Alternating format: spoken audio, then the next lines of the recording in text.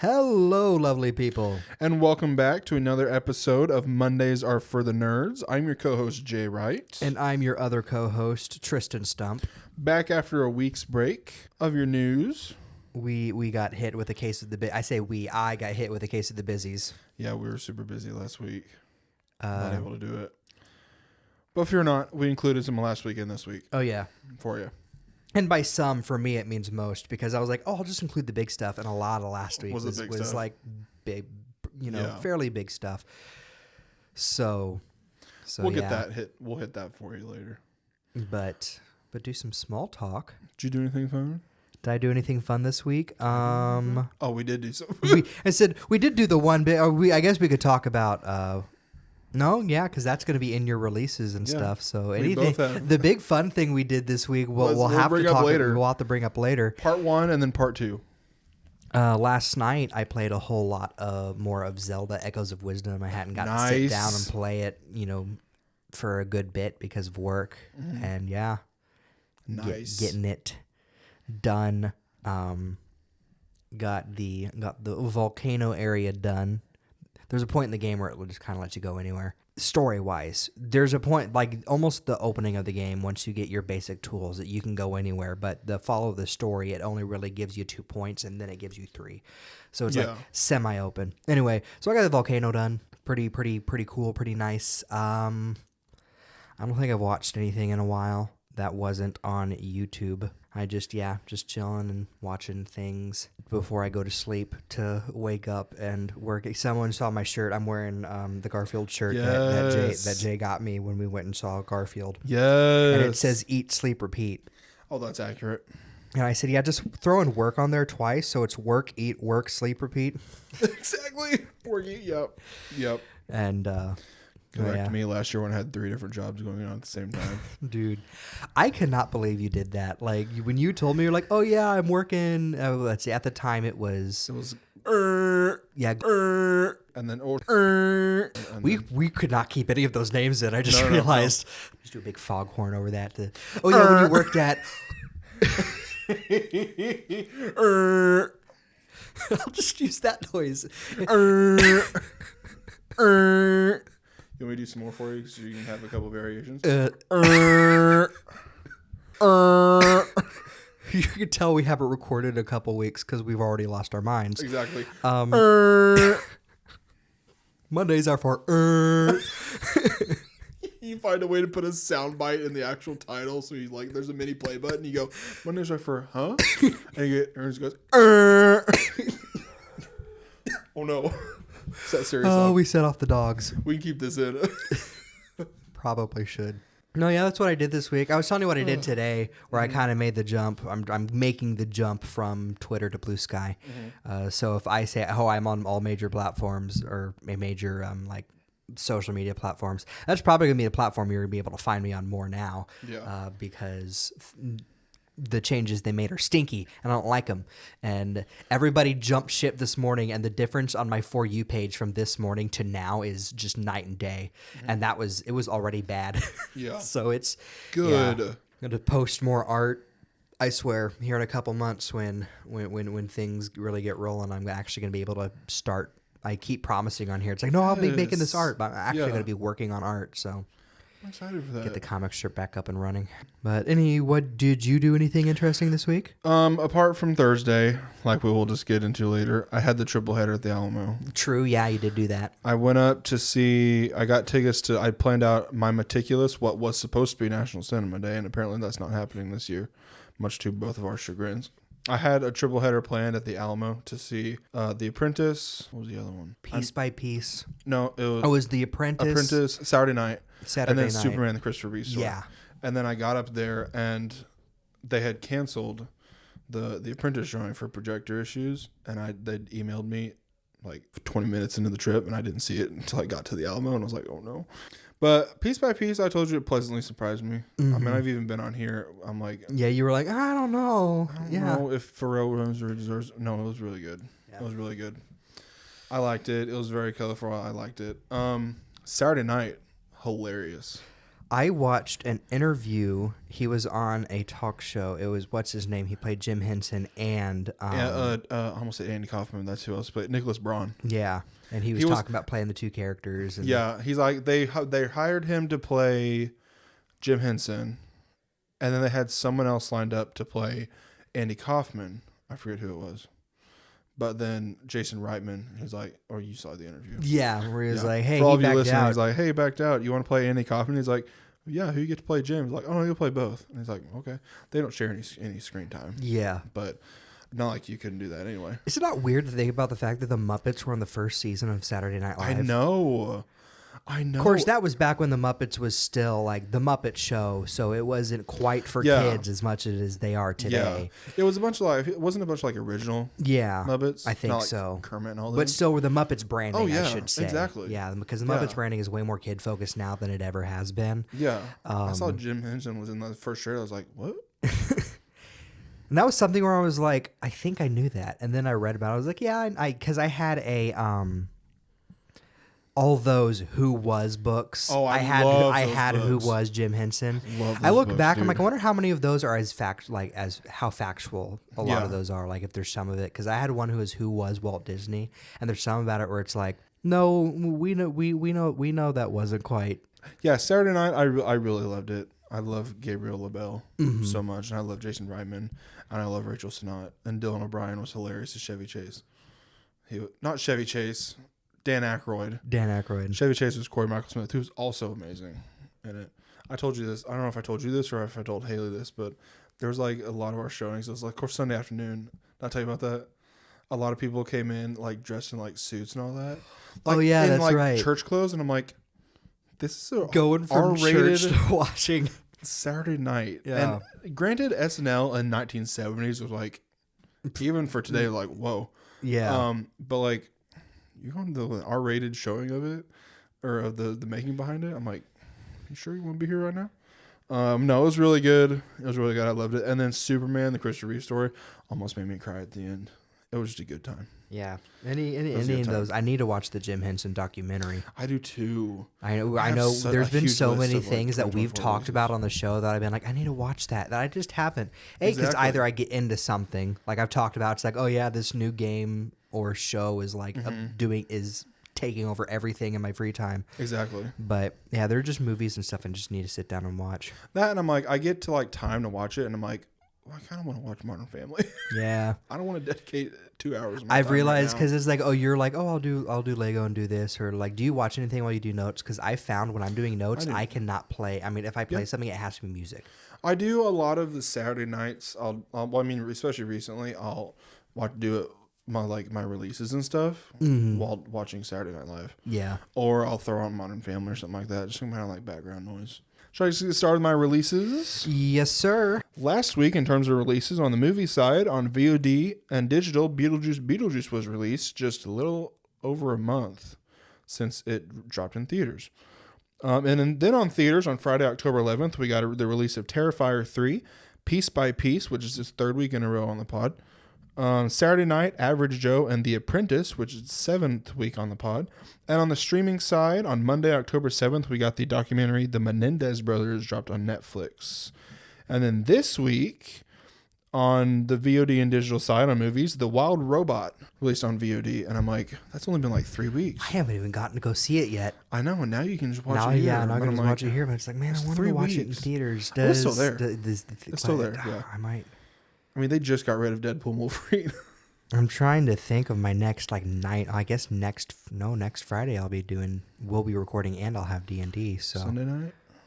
Maybe Sunday night. Maybe next Sunday night if they still have it, I'll go watch it. Yeah, like week after tomorrow. Yeah, week after tomorrow. Yeah, I mean they should. Yeah. And then we'll get Stumpy's take on that an entire month late. Then Alien Romulus also released on VOD/digital this week. And theaters on Friday, October 18th, Goodrich released. An art dealer, Andy Goodrich's life gets upended when his younger wife leaves him and enters a 90-day rehab program while also threatening divorce. Andy takes charge of their 9-year-old twins, thrusting him into the world of modern parenthood for which he is deeply unprepared. With his career falling by the wayside, he soon leaned on his pregnant daughter for support, ultimately becoming the father she never had. Smile 2, released in theaters, about to embark on a new world tour, global pop sensation Sky Riley begins to experience increasingly terrifying and inexplicable events. Overwhelmed by the escalating horrors and pressures of fame, she must face her dark past to regain control of her life before it spirals out of control. Gracie and Pedro, Pets to the Rescue, come out in theaters. Separated from their owners during a cross-country move, a pampered show dog and a street-smart alley cat embark on a thrilling journey through Las Vegas to find them. And then Honora got a limited release. Honora, a sex worker from Brooklyn, gets her chance at a Cinderella story when she meets and marries the son of an oligarch. Once the news reaches Russia, her fairy tale is threatened as the parents set out for New York to get the marriage annulled. It's getting fantastic reviews. It's the one that won the Palme d'Or and then came second place at the Golden Lion. On the streaming side, on Thursday, October 7th, we got Brothers released. You've heard us talk about this on the pod before. On Amazon Prime Video, 2 criminal twin brothers, one trying to reform, embark on a dangerous heist road trip. Facing legal troubles, gunfights, and family drama, they must reconcile their differences before their mission leads to self-destruction. We were very highly anticipating this. Yeah, we got to this past Friday, Jay and I, and then Hayden. Thursday. Yeah, this past Thursday. You thought it was Friday? I thought it was Friday. Look, days run together. Weeks run together. Time has no meaning. No. Starring Josh Brolin and Peter Dinklage as the twins. And he also got Marissa Tomei, Glenn Close, and then Brendan Fraser's in there. Yeah, So is Samuel. Jay, Hayden, and I got to watch it this past Thursday, alongside something else we'll talk about later. Yeah. And yeah, it was a good time. It was good. I gave it, what we said, a 7 out of 10. I gave it a 7 out of 10.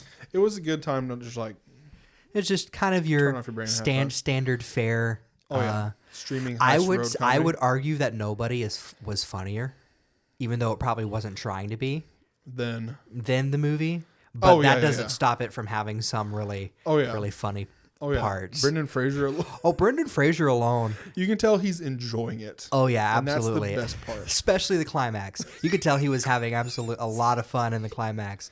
And then we also got Woman of the Hour, released on Friday, October 18th on Netflix. In 1970s Los Angeles, as a wave of murders makes headlines, a young woman aspiring to become an actress and a serial killer cross paths during an episode of The Dating Show. It's Anna Kendrick's directorial debut about Rodney Alcala. It's not about him, but about that whole situation. On the TV side of things, on Sunday, October 13th, we got the season 2 premiere of Tracker on CBS. This was CBS's big premiere week. Monday, October 14th, saw NCIS Season 22 premiere and the series premiere of NCIS Origins, both on CBS. And Barney's World had its series premiere on Max. On Tuesday, October 15th, all 3 FBI shows, FBI International, and FBI Most Wanted, had their season premieres on CBS, as well as Season 1 surprise drop of Edge of Sleep on Amazon Prime Video. Yep. Surprise drop. It was supposed to release on the 18th, which officially, the marketing started on the 18th. Today. Yesterday. Started yesterday. But it dropped. Surprise dropped, and everybody involved was like, "What the heck?" And even Amazon was like, "This never happens." Yeah. At least that's what Mark Pyre made a video that was explaining all this, and he was like, "Yeah, this never." He was told this never happens. And then he made another video the day of the actual scheduled release and was still campaigning. We got to keep it in trending as, at least 30 days for his movie he filmed last year, Iron Lung, to have a few more opportunities. Not that we won't see it, but this is going to be better for the movie. If this show, apparently I haven't gotten to watch the show yet. It's a spooky show, so that's something I got to watch during the daytime. And I haven't had any time to watch anything like that during the daytime. Yeah. So, but apparently, it's based on a really good podcast. So, the show is also very good. Yeah. On Wednesday, October 16th, we got the season 2 premiere of Shrinking on Apple TV Plus. We also got the series premiere of Are You Smarter Than a Celebrity on Amazon Prime Video, which I keep kicking myself because I have not seen that yet. It's a weekly thing. On Thursday, October 17th, saw the series premiere of Georgie and Mandy's First Marriage on CBS, as well as Season 3 of Lincoln Lawyer and Season 2 of Jurassic World Chaos Theory, both on Netflix. And on Friday, October 18th, we got the series premiere of Happy's Place on NBC, and the series premiere of the Australian Office reboot on Amazon Prime Video. My releases last week and this week, buckle up. October 7th, we had Phoenix Springs on PC from Caligram Studio. Lose yourself in the mystery of Phoenix Springs, a modern point-and-click set in the striking neo-noir world. It begins with an investigation. Find your brother Leo. You already know where it ends. I don't. October... I don't know what you're talking about. Is my brother dead? Or are you saying I should assume my brother's dead? October 8th, Diablo 4 Vessel of Hatred DLC released. The Silent Hill 2 remake released on PC and PS5 from Bloober Team and publisher Konami.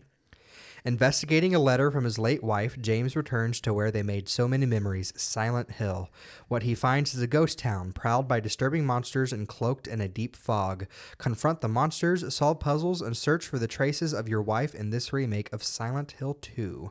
It's very good. The remake is very, very good. Is that the one with Pyramid Head? Yes. That's what I thought.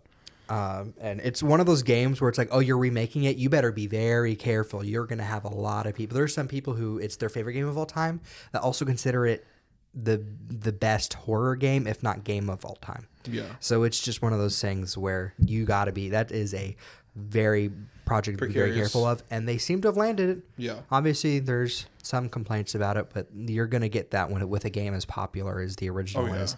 Tower of Dreams, also released on October 8th on Switch and PC from Sour Lemon Studios, a vertical platformer roguelike where you use your sword to pogo off obstacles and enemies and ascend the tower.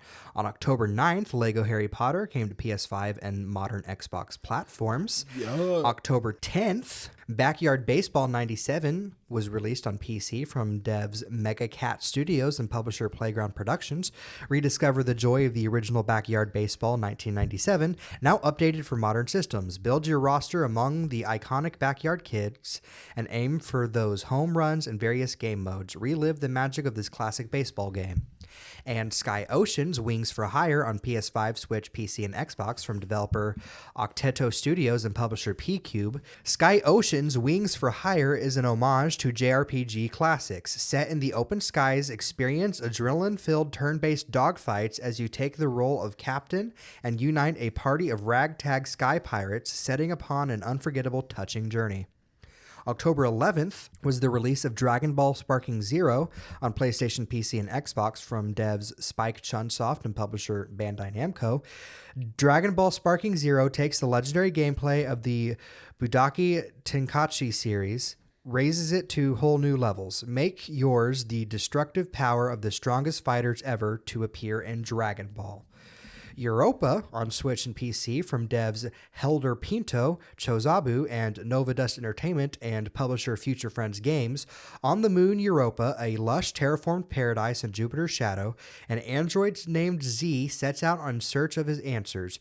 Run, glide, and fly across the landscape, solve mysteries in the ruins of a fallen utopia, and discover the story of the last human alive. The Last Time I Saw You on all major platforms from devs Mabaroshi Artworks and publisher Chorus Worldwide Games. First Love's Family Issues Yokai. Last Time I Saw You is a coming-of-age adventure set in the 1980s Japan. Explore a haunted forest hiding a terrible secret and interact with a vast cast of friendly and deceitful characters in this beautifully hand-drawn story with some light action elements. As well as the release of Metaphor ReFantazio on PC, PlayStation, and Xbox from Atlas and Sega. The throne sits empty after the king's assassination. With no heirs, the will of the late king decrees that the next monarch will be elected by the people, and thus begins your fight for the throne. From the creative minds behind Persona 3, 4, and 5 comes Metaphor ReFantazio, a unique fantasy world where your protagonist will journey alongside his fairy companion, Galicia, to lift the curse from the kingdom's lost prince, control your destiny, face your fears, and awaken magical archetype powers that lie dormant in your heart. By awakening an archetype, you will unlock the power to channel and combine the abilities of unique job classes, strengthen your bonds, and build your party to take down powerful foes and discover the kingdom's true nature. It seems very, very, very good. It's it's like one of my most anticipated games of the year that I just didn't get to get on launch, and I probably won't get to get for a while. Nick Jr. Party Adventure on all major platforms from devs Melbot Studios and publisher Outright Games. You're invited. We went from there to Nick Jr. Yeah, we went from political intrigue to Nick Jr. No, we can't say that. Okay, continue. I can't say that. Political intrigue. Never mind. I'm just thinking something different. Okay, you're invited on a party adventure with your favorite Nick Jr. characters in a colorful puzzle platformer that everyone can enjoy. Starship Troopers Extermination on PC, Xbox, and PlayStation from Offworld. Starship Troopers Extermination is a 16-player co-op first-person shooter that puts you on the far-off front lines of an all-out battle against the bugs. Squat up, grab your rifle, and do your part as an elite deep space vanguard trooper to take back planets from the arachnid threat. And finally, the last game to release on October 11th was Transformers Galactic Trials on all major platforms from 3D Clouds and publisher Outright Games. Rollout for intense arcade racing and robot combat fused together in a battle for the lost Prime relics. Cybertron's future depends on you. And then on October 15th, we had Just Dance 2025 on Switch, PS5, and Xbox from Ubisoft.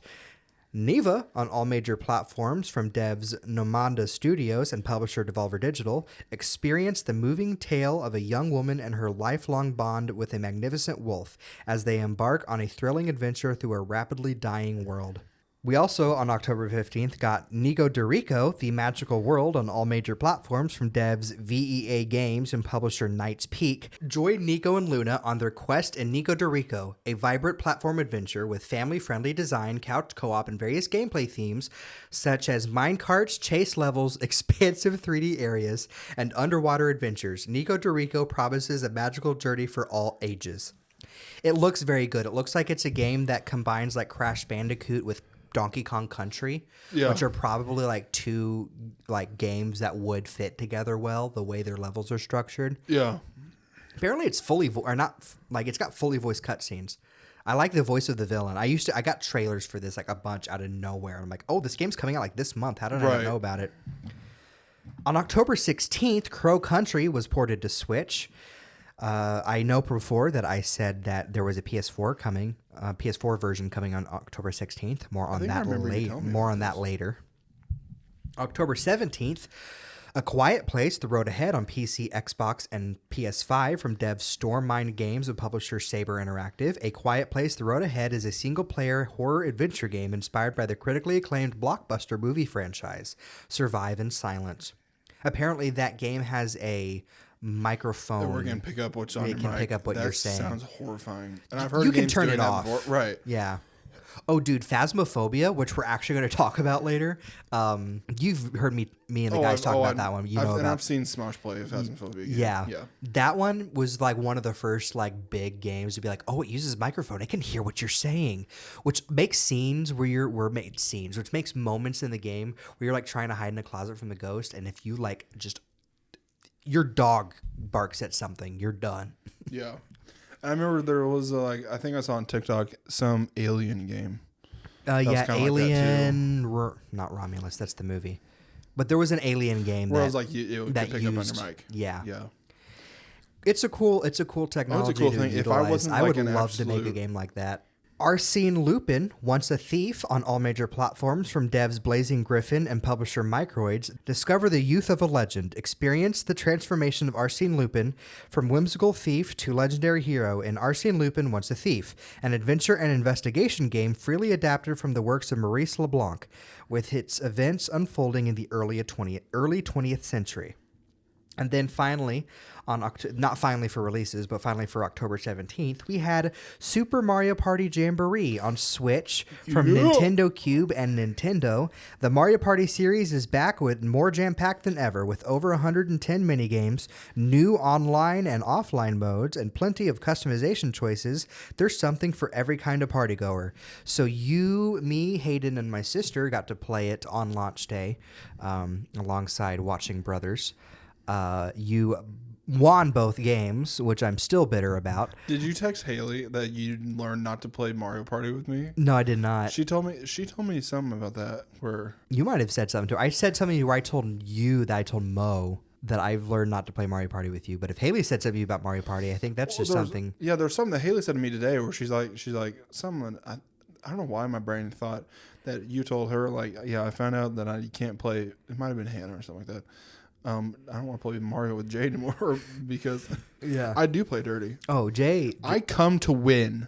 Okay. Yeah. You better believe I'm stealing stars. But that being said, holy crap, was it fun? Oh, it was fun. And it was so fun. As someone especially playing against the CPU. As someone who has played every, if not maybe most, who has played most Mario Party games. My favorite one is Mario Party 7. So I am a little like GameCube biased because that was just, the console you grew up on kind of thing. Yeah. It is almost as good, if not as good as the GameCube ones. The Wii is where it kind of starts to falter. I like 8, but 9 is and then 10 is worse. And then the 3DS games are fun for what they are, but they are nowhere near as good as the other games. Yeah. And so there's just something about this that is very reminiscent of the GameCube games, where like the theming of the boards is a little more varied, and even there's like, oh, it's a forest, but it's a forest where a picnic is happening and there's a sleeping wiggler in the middle. Like, that's cool.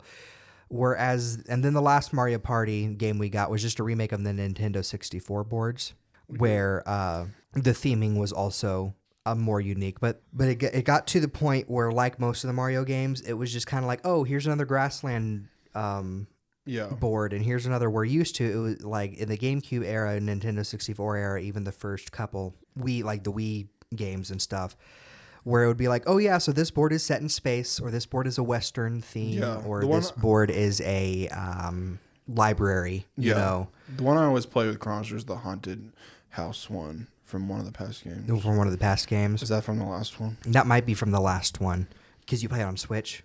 Yeah. Yeah, so it would be from this last one. Yeah. Because the first Mario Party game on the Switch, Super Mario Party, the board was a gold temple, ruins, a beach that is, the islands are, they're just, it's like a little beach. Like, it was things where it was like, wasn't anything really unique about it other than some gameplay things. Whereas this one, we played on Goomba Lagoon, which was a beach, but it had a volcano and then the rising and lowering tides and zip lines. And there was like pirate Goombas around that had little mini games. And then we also played on the racetrack one that had like mechanic Koopas everywhere, and it was a racetrack. And I got to play on, because I played through some of the single player mode. There's the mall, which has stores, and there's like, you have to go around and get stamps. If you get and you stamps, said there's one where like only if you're in last place you can buy stuff from. Yeah, and like different things where it's like it's a little more varied, and there's 2 Nintendo 64 boards in there as well that are also uniquely themed. But it's like they're going back to being a little more creative. Because my favorite, my next step I hope they take is that there is a theme around the boards that kind of tie them all together. Because there was for a few of the games where it's like, oh, this in this game the boards are all tied together because everyone is dreaming. In this game, they're on a cruise, so every board was a different. Like there was one that was inspired by Italy. Anyway, long rant short. Very, very fun, very reminiscent of the more creative of the Mario parties. Not that the other Mario parties with the less creative themings were bad. No, they're good. Yeah. It's just we're getting to see a lot more of that creative power be put into the theming of the game, which I think is also a big part of Mario Party, is getting to see these unique boards, learning which one is your favorite. Yeah. And them all having a gimmick of some kind that isn't just, oh, look, you can go down this pipe, or, it. So it's very, very fun.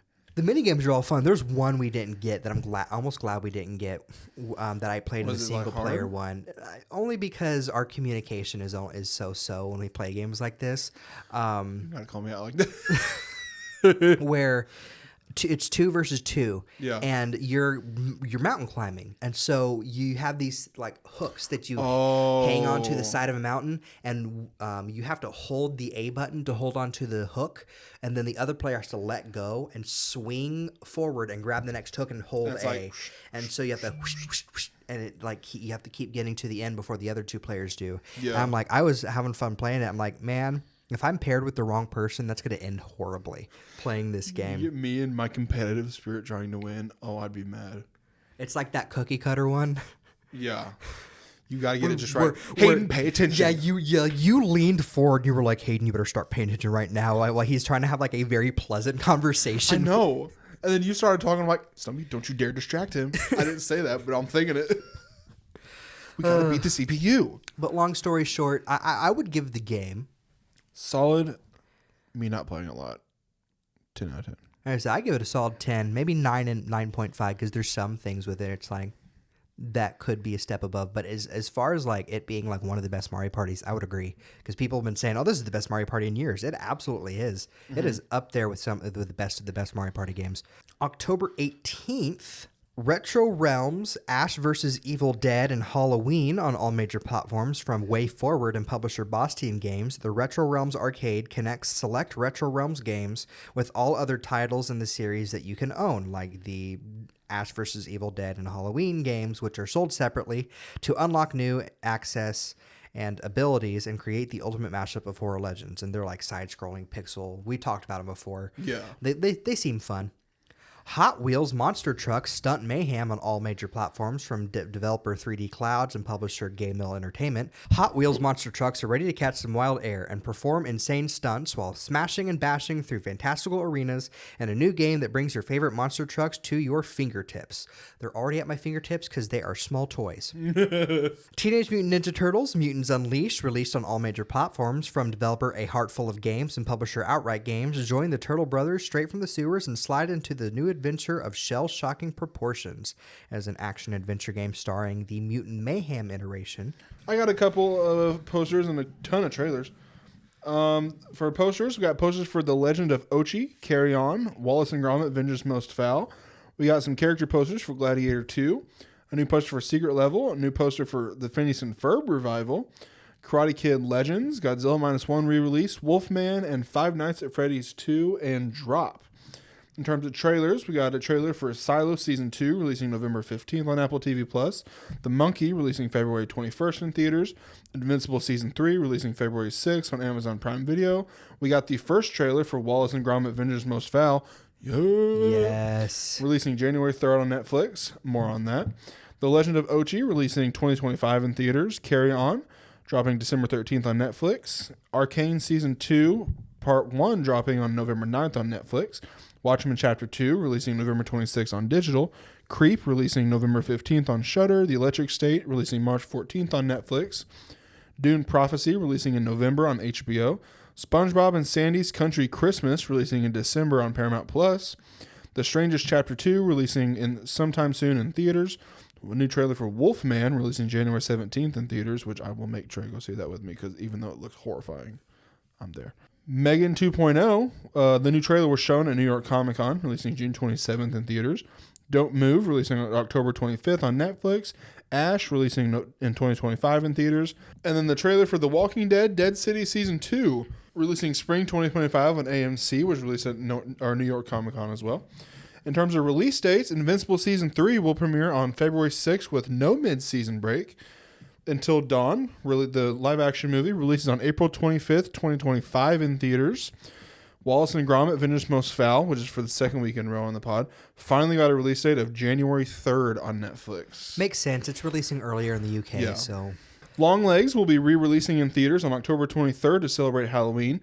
The Day the Earth Blew Up, a Looney Tunes movie, got a release date of February 28th, 2025 in theaters. Alamo better get that. I'll be making a trip. They probably will. Juror number 2 for the second week in a row will only be released in 50 theaters nationwide on November 1st. Currently unknown if it will get a wider release or not. And then Star Trek Section 31 will release on January 24th on Paramount+. In terms of casting, Song Sung Blue, Hugh Jackman and Kate Hudson have been cast. Craig Brewer's musical drama follows a married couple who form a Neil Diamond tribute band. Secret Level will release the reported voice cast, including Kevin Hart, Gabriel Luna, Keanu Reeves, Claudia Dumit, Ariana Greenblatt, Tamira Morrison, Arnold Schwarzenegger, and Patrick Schwarzenegger. In the drama, Elena Heim has been cast alongside Robert Pattinson and Zendaya. The Boys Season 5 cast Mason Dye as Bombsight, Mr. Irrelevant, David Cornsweet has been cast. The film follows John Tuggle, who was given the title of Mr. Irrelevant after being the last pick of the last round of the 1983 NFL Draft. Mr. and Mrs. Smith Season 2, casting has begun for a new John and Jane. They're looking for actors in their 20s, with Billie Eilish rumored to be in the mix. And the whole cast is returning for the Phineas and Ferb revival, including Ashley Tisdale, Allison Stoner, Jeff Marsh, Stan Povenmire, Vincent Martella, Caroline Rhea, David Arrigo Jr., and D. Bradley Baker. Yes. I think the only people we don't know for sure are Buford and Baljeet as far as main characters go, but they're probably back because I think they're also crew members. I could be wrong. I know, what's her name? I don't think you listed her off. This is just from that video. But Vanessa. Doofenshmirtz. Her voice actress. Did you say her name? No, she wasn't on the video. Anyway, but she was on the writing team for the show, so she's most likely back as Vanessa. Oh yeah, and anyone who's been following Dan Povenmire has known for a while. I think the other major character we don't know if he's back is the dad. And that's all I got apart from miscellaneous right now. You got a ton. I have a ton, not a ton. Should I mention now? It's safe to say. We didn't mention this before. Anniversaries and celebrity birthdays are non-existent this week. Yeah, just A, because we were busy this week too. B, because a lot of news. forgot. Yeah. I quite literally forgot. A Tomb Raider 4, 5, and 6 collection, similar to the Tomb Raider 1, 2, and 3 collection, has been announced for February 15th, 2025 release. Comes to all major platforms. New studio Dreamhaven, founded by Blizzard founder Mike Morhaime, announced its newest project, Sunderfolk, a 4-player turn-based RPG in which players will use their phones as their controllers, slated for a 2025 release on all major consoles. Nintendo has announced the Nintendo Alarmo, a alarm clock utilizing Nintendo themes and motion detection. Sells for $99.99 on the Nintendo website for NSO members and New York and the Nintendo New York store. A wide release comes in 2025. The alarm clock for single people. Yep. They actually, in their description, they're like, if there is more than one person in the bed, just use it like a normal alarm clock because the motion controls are going to just wig out. Nintendo has announced a play test for a new Nintendo Online feature. Only 10,000 participants were chosen on a first come first served basis. The mystery app is 2.2 gigabytes, and Nintendo suggests the play test be done docked and with an Ethernet connection. The play test begins October 23rd and ends November 5th. They have asked people who playtest to not disclose what it is, but it's not a actual binding contract that they signed to do that. So we will. I did not get to sign up, if you remember. Oh, that was that. There was it's only 10,000 spots, and they're like, oh yeah, so signing up is only between the 10th and the 15th, and it's like you really thought you would have 5. It went away in mere seconds. I was at work. And I was letting Jay know. I was like, hey, there's going to be a point where I'm on my phone because for news reasons, for podcast reasons, I might need to so I sign up. Podcast reasons. I've used company time to order Sabrina Carpenter tickets. Well, this is legitimately, I'm like, I can play test this thing and talk about it. Right. That's so I was like, there was a check mark I missed. And so I pressed register, and it was like you can no longer you have been rejected because of time. Like there were some people you've been rejected because your Nintendo account is not eligible. Mine was you were rejected because you ran out of time. Had I been a millisecond earlier, I probably would have made it. And I would have been so furious. I actually had a moment where I was just I looked at my phone and I made the strangling and I was like, gosh darn it.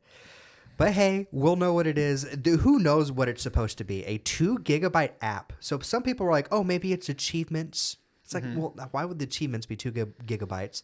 Some people were thinking maybe it was something for the Switch too. And it's like, well, then why would it be on Switch? Yeah. There's a lot of guesses. Let me get my tinfoil hat back on. Another Nintendo conspiracy theory thing. They filed a patent for a controller that is of similar, the way the codes line up, might be a GameCube controller specifically for the Nintendo Online, because when there was a Nintendo 64 was added to Nintendo Online, you can get a Nintendo 64 controller for your Switch. Yeah. And same with the NES and there's another one. Anyway, and so they're like, okay, this might be a wireless GameCube controller for a GameCube Nintendo Online. So that might be it. Who knows what it is? I really have no clue what it could be, because we could have guesses and Nintendo would just be like, yeah, no, it's not that at all. Right. It's something you never even thought of. So we will, in due time, we will see. Probably on October 23rd, because even though they ask people not to disclose what it is, if it's not a binding contract, they're just going to immediately be like, yeah, it's this. Yeah. So we will know in 4 days, probably, as of the time of this recording. Yeah. Amanda the Adventurer 2 releases October 22nd on PC. Great God Grove releases November 15th on PC, Switch, and Xbox. Little Big Planet 3 and all DLC will be removed from PlayStation storefronts October 31st. Those who already own the software will be able to access it. Tavern Keeper has been delayed to 2025. Dredge comes to mobile and Mac on December 15th. Wanderstop has been delayed to 2025. Terrifier, the arcade game, has been announced for a 2025 release on all major platforms. Based on the horror franchise, is a 4-player co-op brawler. Crimson Skies creator Jordan Weisman has announced Sea of Legends, an open-world deck-building RPG based on the board game of the same name. First-person simulation game War Mechanics, set in a diesel punk setting, has been announced for PC in 2025. Mario & Luigi Brothership received a 5-minute overview trailer giving a light synopsis on the game, as well as a further look at overworld and battle mechanics. A modern console re-release of Star Wars Episode 1 Jedi Power Battles was announced to celebrate the game's 25th anniversary. Boasts modern and classic controls as well as couch co-op. Releases January 23rd, 2025 on all major consoles. Slavic folklore-inspired action RPG Bylina was announced for PC, PS5, and Xbox. Releases in 2025. Tron Catalyst was announced for all major platforms for a 2025 release, a new action isometric game in the Tron series. Destiny Rising, a new Destiny game set in the alternate timeline, was announced for mobile platforms. A sandbox RPG titled Hawthorne was announced from Nier Studios, a team consisting of former Bethesda, BioWare, and Naughty Dog developers. Play as anthropomorphic animals and fairy creatures, such as mice, as you build villages and explore the world around you. Releases in 2025 on PC. Looks very good. Looks up your alley. What was the name of that? Hawthorne. Subnautica 2 has been announced for a 2025 release. A video game based on Hiro Mishima's manga and anime, Eden Zero, has been announced for Xbox PC in 2025. He's the creator of Fairy Tail. Mm-hmm. FBC Firebreak, Remedy's newest 3-player co-op first-person shooter, has been announced for 2025. Action game Wu Chang Fallen Feathers has been announced for 2025. Mouse, PI for Hire, the upcoming rubber hose style first-person shooter, was announced to be coming to all major platforms on 2025. We originally thought it was just a PC game, I believe. The Legend of Babu, an action adventure inspired by Turkish fairy tales, has been announced for 2025. Bellring Games has announced Mistfall Hunter, an RPG inspired by Norse mythology, for 2025 release. Phasmophobia, I said we were going to talk about it later, is coming to Xbox October 29th. Wheel World, a bike racing game with, quote, more underneath the surface, releases in 2025. That either means it's got like more to the gameplay or it's a horror game. It could go either way. Yeah. Player versus player multiplayer game Suburban Warfare, where you use everyday objects as weapons against each other to wreck your neighbor's house, releases in 2025. I believe it's set in the same universe as the Hello Neighbor games. It looks like it is anyway. Banjo-Tooie comes to Nintendo Switch Online Expansion Pack October 25th. Spider-Man 2 comes to PC January 30th, 2025. PlayStation has games. Super Nintendo World. Dare you? How dare you? Super Nintendo World opens May 22nd, 2025 at Universal Studios Orlando as part of the Epic Universe Islands expansion that is coming to the park. I believe it is replacing Springfield, like the Simpsons area, which breaks my heart because I always wanted to go there before it closed down, and I'll never get a chance. But you know what else is going there? How to Train Dragon. Yeah, it's Burke, Universal Monsters, another Wizarding World area. I mean, it's based on the Ministry of Magic, but it's like you already have that Diagon Alley. One of Diagon Alley and Hogwarts Castle. Exactly. You could have used that island to do something with. I mean, I guess Universal doesn't like Simpsons. Probably is because it's like, oh no, that's Fox, Disney. That was probably why that. Maybe Springfield will come to Disney at some point. Who knows? Probably not.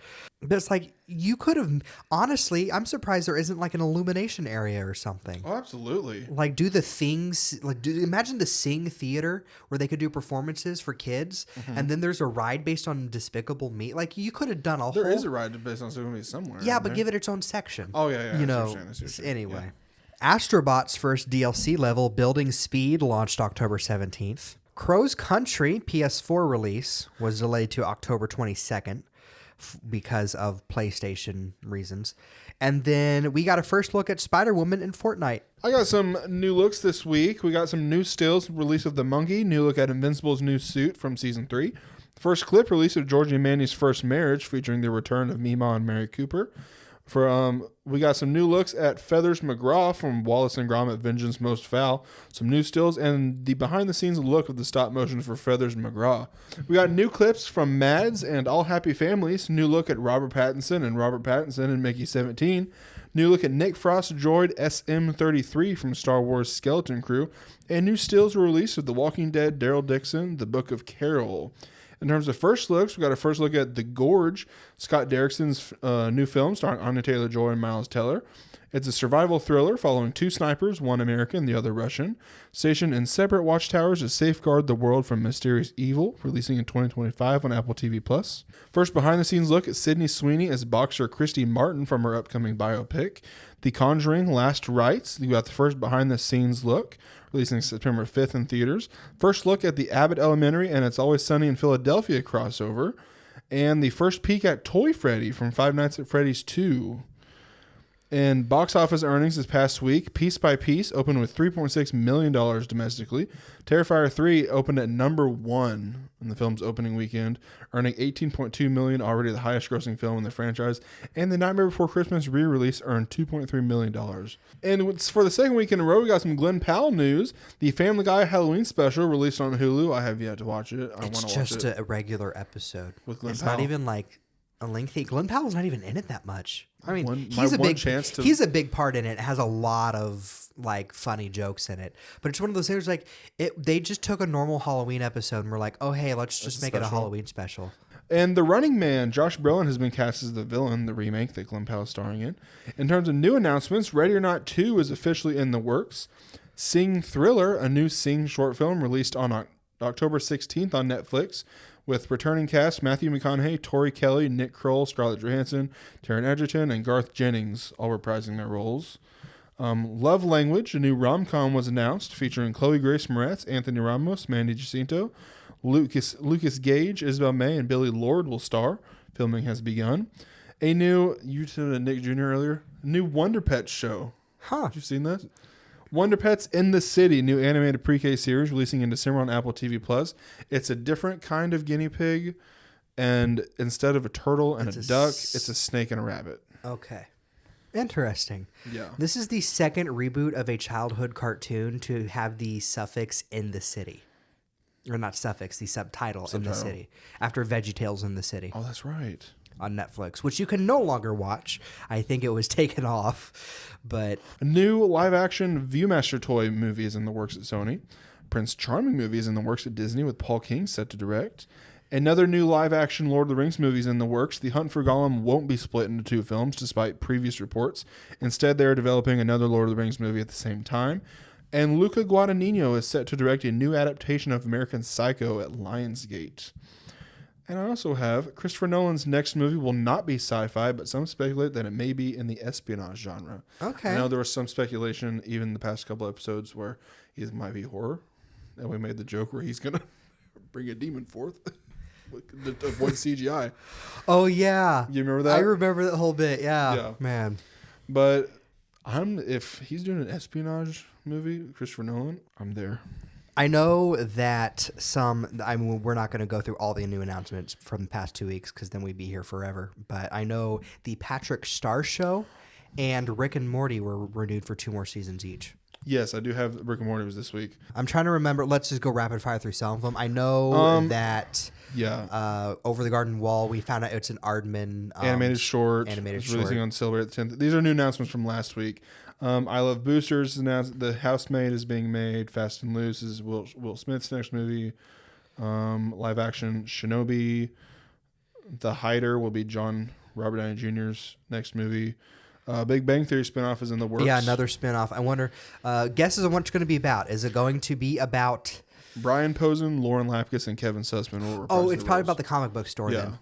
Yeah. A spinoff about the comic book store. You got anime news. We're skipping anniversaries and celebrity birthdays. They'll make their return next week, guys. Yeah, next week they'll have a return. Next week, things will be a lot more in control than they are now. The light novel series by Yasuke Tokino, The Unaware Atelier, will receive an anime adaptation in 2025. One day, Kurt, a kind-hearted boy, is suddenly kicked out of the hero's party for being, quote, useless. He finds that his aptitude for weapons, magic, and all other combat-related skills is the lowest rank. So he takes odd jobs repairing the castle's walls and digging for minerals to make a living, where his exceptional abilities are immediately revealed. He proves to be skillful in cooking, building, mining, crafting magical tools. In fact, his aptitude for every skill unrelated to combat has a triple S ranking. Kurt, however, seems completely unaware to his talent and ends up saving people, the town, and even the country through his unaware actions. Nice.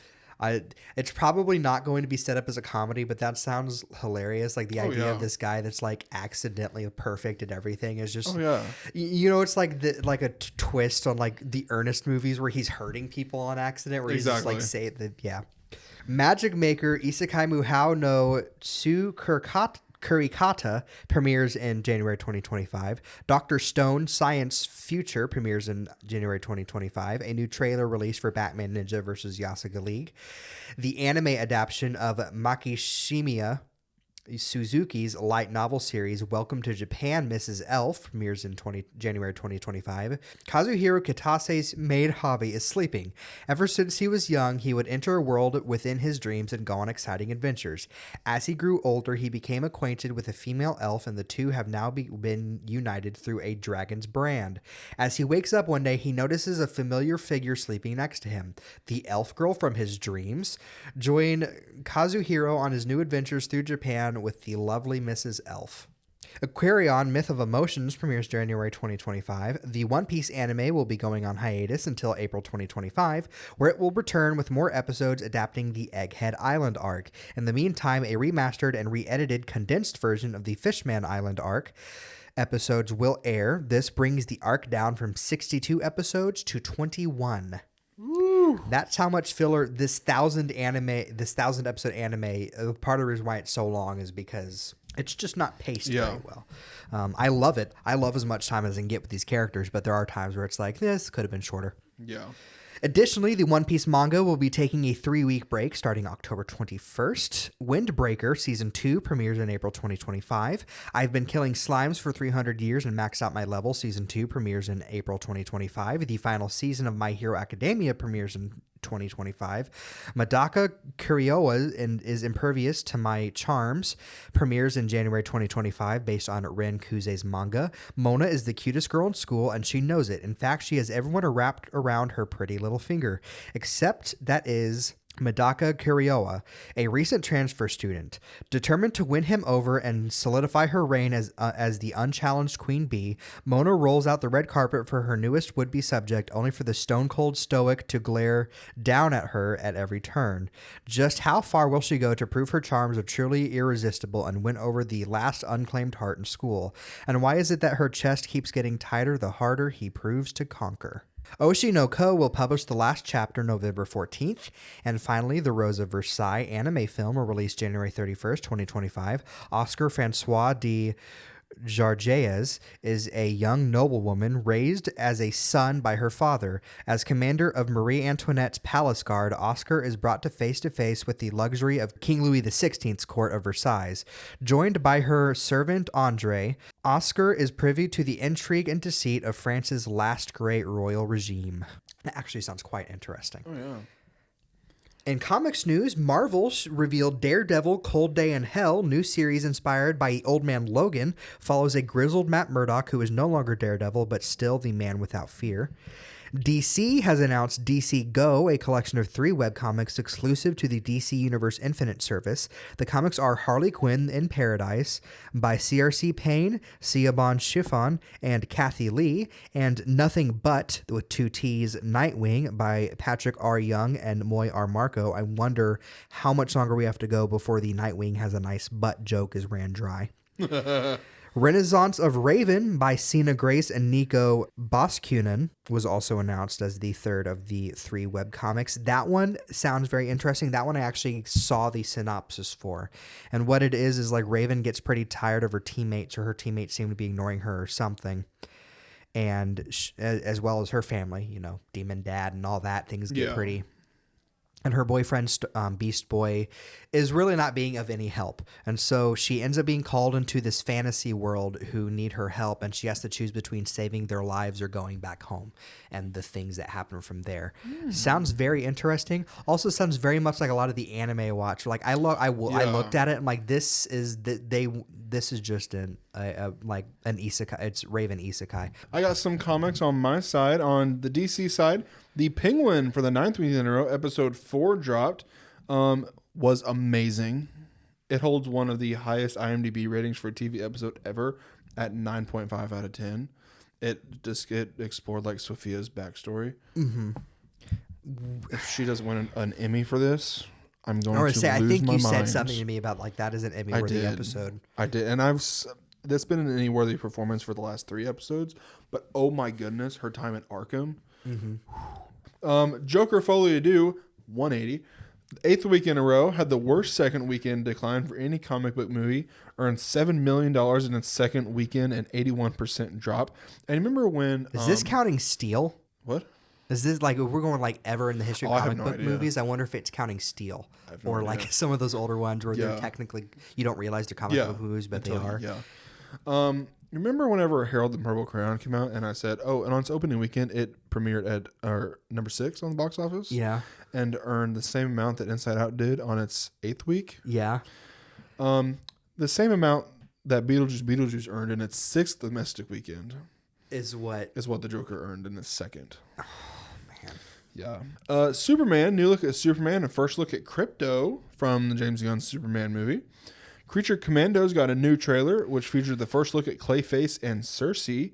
And Supergirl, Woman of Tomorrow, filming begins in January in the UK. On the Marvel side, Agatha All Along, for the 7th week in a row, episode 6 dropped. Really good. New look at Joe Locke, new trailer for the last half of the season, and the new poster. Moving on. Armor Wars. Once again, Don Cheadle was asked about the status of the movie. He said, quote, "You can find out and let me know. I'm not sure where anything is at right now." Okay, so we're going to continue. We're going to make a show about we're actually like going to focus on Tony Stark's legacy outside of Spider-Man. Yeah. This is a great show. His best friend going after people. Sam Rockwell might return. I mean, his best friend going after people using his creations for the very thing that he created them to work against. Such an intriguing storyline in the comics, such an intriguing storyline for the show. Great opportunity for Don Cheadle to really expand Rhodey as a character. We're just going to bring Robert Downey Jr. back. Yep. Yeah. I feel like we're never going to see the light of day for Armor Wars. For Venom: The Last Dance, for the 2nd weekend in a row, we got new international posters. They said it will serve as the beginning for Noel's story. Quote, "The King in Black is way too powerful for a, quote, one and done." Also, Kraven the Hunter, the opening sequence was shown at New York Comic Con, and they said it very much shows why it's R-rated, and it shows him like going through a prison. Iron Man and His Awesome Friends, the new preschool show, we got a first look, described as a preschool series that follows young Tony Stark, Ironheart, and Iron Hulk, releasing summer 2025 on Disney Junior and Disney Plus. Once again, War Machine getting the shaft. Iron Hulk. I didn't know that he existed until this. He does. I don't think he does. They created a new character. I'm sorry. The bigger concern is this replacing Spidey and His Amazing Friends? Like, I don't know. Because it's the same exact show. I know. I didn't see that it was canceled. It's just Marvel's PJ Masks. Yeah. And you take 3 characters that are related in some way, shape, or form. Preschool. Daredevil Born Again. First look at Charlie Cox's new Daredevil suit on display at New York Comic Con. Charlie Cox said, quote, "The color is so cool. It's a really cool Daredevil red. I only hope that I one day graduate to the Daredevil double Ds," which I saw that and I was like, what? And then I'm like, oh, the D's on his chest. And then we got the release date of March 4th on Disney Plus. I'm so excited for this. We got our first look, or a new look at Your Friendly Neighborhood Spider-Man. New images released of Kraven the Hunter, and Moon Girl and Devil Dinosaur was canceled after 2 seasons. That's sad. That show is so good. And Have you watched any of it? I haven't. Season 2B is coming out next year. Yeah, Season 2B comes out next year, and I think part of it might have been an originally ordered Season 3 before they reformatted it and canceled it. So that's just something that could be unofficial. Yeah. But Season Take 2B that with a grain of salt. Season 2B comes next year. Yeah. The other half of the second season, and hopefully it doesn't end on a cliffhanger. At least it's one of those. Even if it doesn't get to have a proper ending, at least we just end with a nice set of episodes. Exactly. So, Tom Holland says he hopes the MCU introduces Miles Morales, saying, quote, "I'd love to do it for a young kid what Robert Downey Jr. did for me."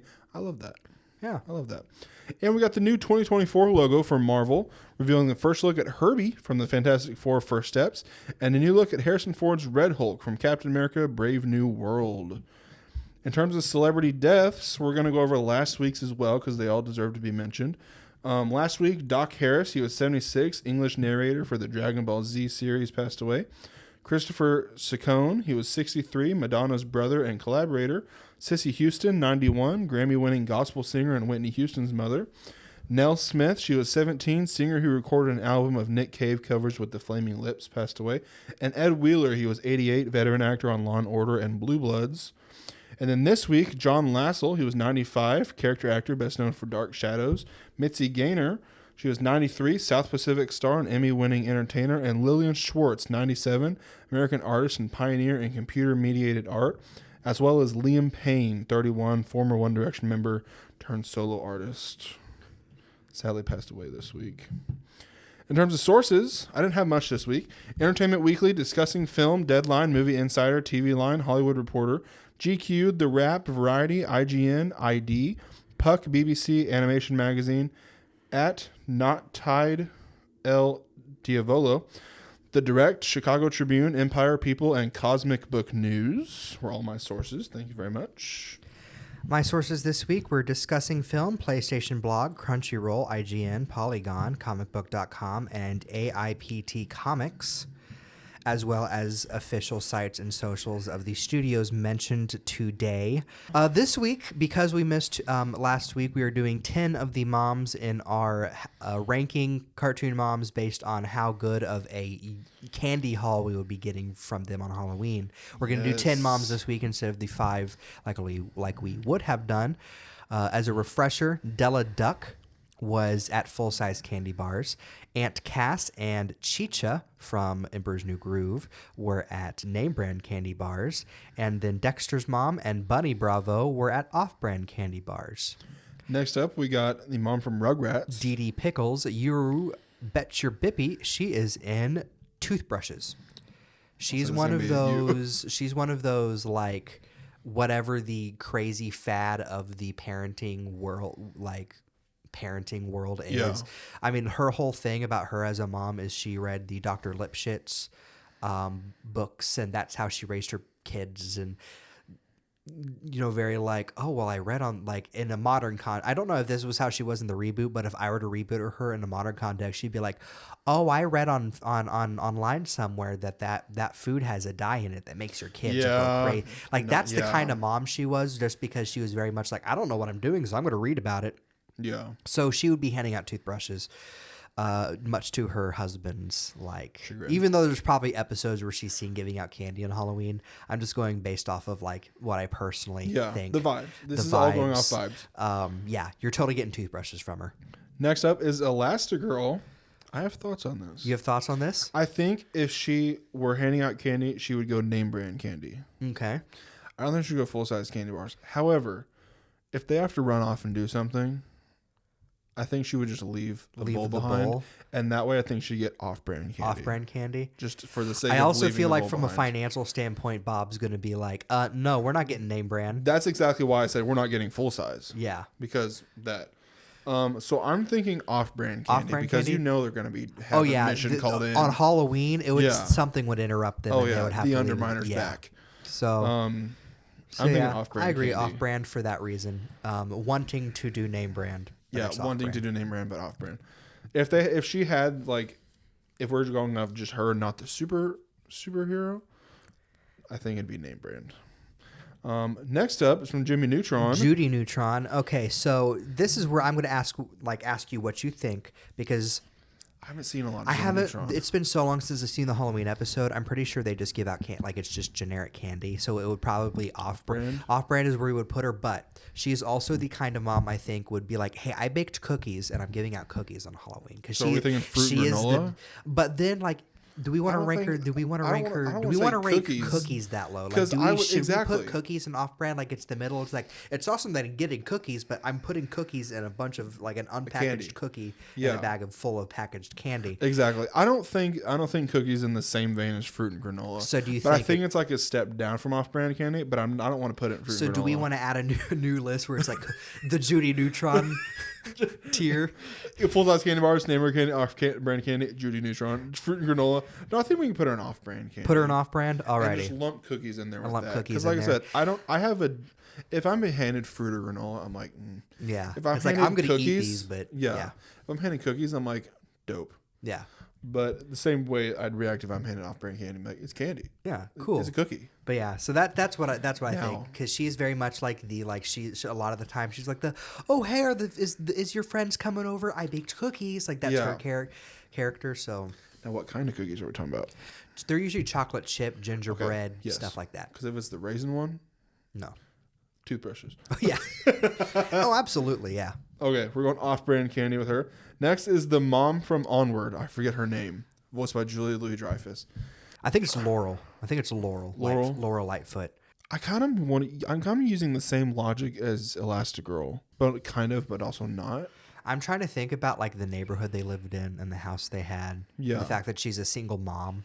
I think she'd get some kind of candy. I don't think she'd get fruit. I think it would bump up to name brand. Yeah. Because she is dating someone that has a little more, that would probably pitch in to buy the candy and be like, no, we got to let these kids know it's all right. But then he's going to, like, going by the character, he's going to give out candy, but it's going to have a pamphlet about the dangers of cavities. Exactly. And checking the candy, the apples for razors. Like he's gonna have like that. It's gonna come with the pamphlet. Yeah. So that might knock him down. And a little bit. she's gonna want to be like okay, she's gonna want to make an impression, so it's gonna be name brand. But then there's that caveat. So I'm thinking name brand. Name brand, already. Yeah. Name brand, but it comes with a pamphlet. So do with that what you will. Yeah, that's another category between name brand and off-brand candy. Yeah. We've created 2 new tiers in this tier. Next is Linda Belcher. Okay. Off-brand because they can't afford anything else. Exactly. There's no higher. And they will try to give off-brand, but then they'll end up like Gene will eat it all or something like that, or he'll hide it in his cheeseburger costume. Yeah, they're going to have the candy ready to give out, and then something's going to go wrong, or Louise is going to be like, oh, I need to use this to launch at the kids across the street. Exactly. So you know what they're going to give out? Buns. Buns with like it's like it's like the buns with ketchup smiley faces on them. It's the poor man's cinnamon toast. They just get the buns with they toast the buns and sprinkle cinnamon and sugar on the top. Which honestly is fire. Yeah, that's fire. Are we going off-brand candy, or do we put fruits in granola because that's all they can afford? Bob, there's a moment in the episode where it's just silence and they're all staring at it for like 3 seconds or 5, and Bob just goes, "This is sad." Fruits and granola, but full sized in her heart. Yeah. Phineas and Ferb. Linda. It's another Linda. Linda Fletcher. Laurel, Linda Lois. Yeah. I think this ended up being in ABC order, and I didn't realize it. Did it? Yeah. Oh, Della. That makes sense. Because it was Della, then Dee Dee, and then it was Elastigirl and Jude. Okay. So I'm trying to think. I've watched this more than you have. So I mean, you've watched a lot of it. I've watched a couple. I like it more than I have watched it. She's always baking pies. Yeah. So I'm trying to think of like how she would be with like giving out. They probably give out name brand candy. Name brand. Name brand. I think if they didn't, Phineas would go get some. Yeah. Or Isabella would bring some. She sets up name brand candy, but there's some kind of scheme that Phineas and Ferb have. I call them schemes, Or but that plan. Like runes. Where it like they end up getting, it's like, it's like, oh man, why give out name brand candy when we can make our own candy? Exactly. And then it's Phineas and Ferb brand candy. Full size bars, Full but size it's the size bars. of a house. Yeah. So, but herself, she's giving out name brand candy. Yeah. Lois, this is all on you because I haven't seen Lois Griffin is giving out off-brand candy, and that's if it hasn't been eaten by Chris, her, or Peter. Fair. Depending on the episode, she might also be the fruits and granola kind of mom, but generalized, we'll say off-brand. Off-brand. Maddie Fenton from Danny Phantom. Again, this is all on So you. we are going to put her in toothbrushes. Toothbrushes? Not because she gives out toothbrushes, but because she's going to spend most of Halloween hunting ghosts and hurting people on accident because of her and her husband's antics. So they're probably not even giving anything out because Halloween's when the ghosts come out. We got to be careful. Fair, which would be the same equivalent as toothbrushes. You're basically getting nothing. So, so yeah. Let me be clear. These three, if I get any one of these, I'm fine. Yeah. If I get off-brand candy, I'm there. Yeah. It's you candy. get fruits and granola, that better be a darn good apple. Are you saying you hate me right now, old man? It depends on the quality of the apple, is all I'm saying. Where do caramel apples fall under this? Is that fruit and granola or is that off-brand candy? That's the same thing as popcorn balls. You better not diss on popcorn balls. No, I love popcorn balls. Popcorn balls to me, saying they're step up. Yeah, they are. Popcorn balls, I can down a whole bag. Popcorn balls is like name brand candy tier, not full size candy. Forget this tier list. We're going with the ranking candy. Okay, we're ranking non-candy Halloween gift exactly. Gift outs. Anyway, Marge Simpson's next. Marge Simpson probably goes in off-brand candy, depending on the episode. It's fruits and granola. That's where I was thinking, because also it's the same thing where Homer would eat it, and then she would, or Bart would eat it, or Lisa would be like, "This is non-GMO," or something like whatever it is, or she'd like want healthy stuff. This candy was manufactured by the people that whatever thing that Lisa's. Being snotty about that episode. Yeah. Meanwhile, Homer's just throwing it buckets full into his mouth. Yeah. With the wrappers. So do we do the same with Linda, where it's fruits and granola because of circumstances? Yes, but off-brand in her heart. Yeah. Unlike Linda's, not name brand in her heart. It's off-brand in her heart. Next is Kim Possible's mom. And Possible. We are absolutely going with full-size candy bars there. Her and Della. Just basically going on vibes. I don't remember her that well. I just remember her kind of being like, she's a cool scientist mom. So it's like they're probably giving out full size candy bars. Although the dad would probably talk her down to name brand, but honestly, but in her heart, she wants to give out full size candy bars. I mean, she's Kim Possible's mom. Oh yeah. They're gonna expect something. People are gonna go to that house expecting something. Yeah. Yeah. You expect something good whenever you get there. And that's it this week. I'll let you recap because I don't know half these names.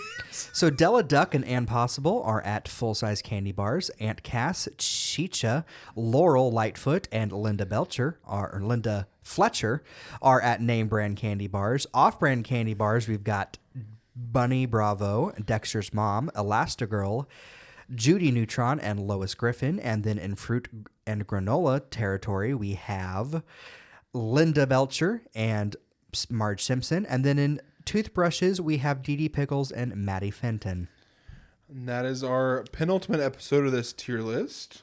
It's October month. We'll be back next week for the final 5 moms. Next week is the final episode in October. Final episode of October. October's flown by fast. It has. Of course, it didn't help that I had a Ren fair that I was a part of. And this year's gone by fast. Oh, absolutely. And this is helping it go by fast. Oh, absolutely. It's like, oh crap, it's already time to record. Next month is going to be 6 months. Anyway, thanks for joining us on this episode. Guys, we just had a realization. We just came to the realization, and we're not counting a break in last week as a no episode. We're just counting this as the first episode. Yeah. Where there was no Deadpool and Wolverine news. And we're not counting this as news because we weren't talking It didn't naturally come up like us guessing when it would come out or anything. Yeah. So, what a sad, sad time. What sucks is it releases on Blu-ray in 2 weeks. Yeah, so the movie that was with us every week, it wouldn't even been brought up last week, so... The movie that was with us every week for the first 20-something episodes of the pod not brought up this week. Anyway, so very, Rip. very, very, very sad, but Wow, we knew it would happen at some point. Yep. Wow, what a bummer.